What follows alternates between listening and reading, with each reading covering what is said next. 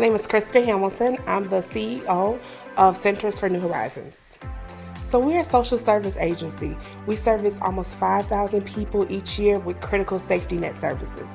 The biggest challenge I've learned is I took over my organization from a 43-year founder.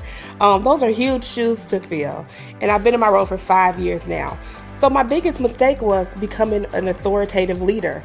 I thought I had to come in and clean up everything, so do it this way, because I had sat down and came up with a plan. Well, that was a huge mistake. I realized that I needed to be a transformative leader. I had to be inclusive and collaborate with the staff. So once I transitioned, and I still have sprinkles of authoritative leadership, but once I really engaged with the staff and let them help me set the vision, we became much more successful. So the top 3 challenges that we face in the social service industry is retaining good talent. Our budgets are small and we need people with bright ideas and big hearts, so sometimes it's hard to retain them. The second challenge would be the funding streams. Funding is based on government, so the external environment really creates threats for us as things change and priorities change.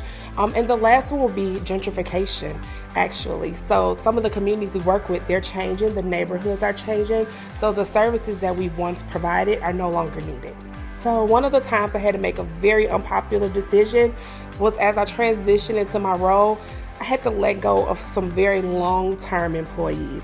And it was pretty heartbreaking because they had spent a lot of their career at the organization. But as we were heading in a new direction and the trajectory of the company was changing, they were no longer a good fit.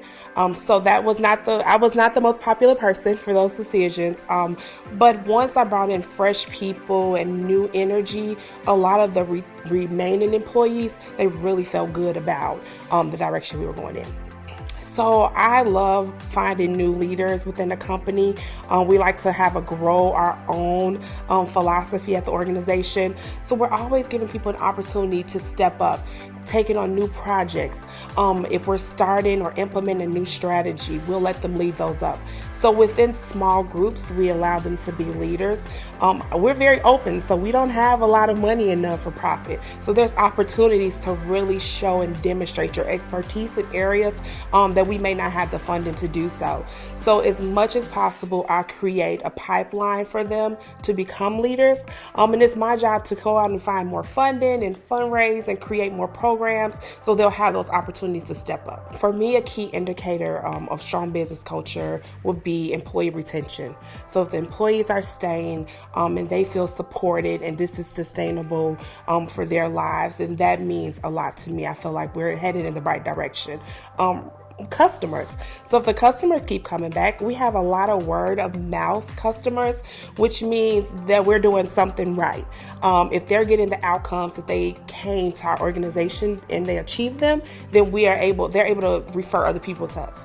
And then continued funding. So if my funders are renewing my funding or giving me additional funds, that means that we're meeting the outcomes and ultimately we're changing people's lives.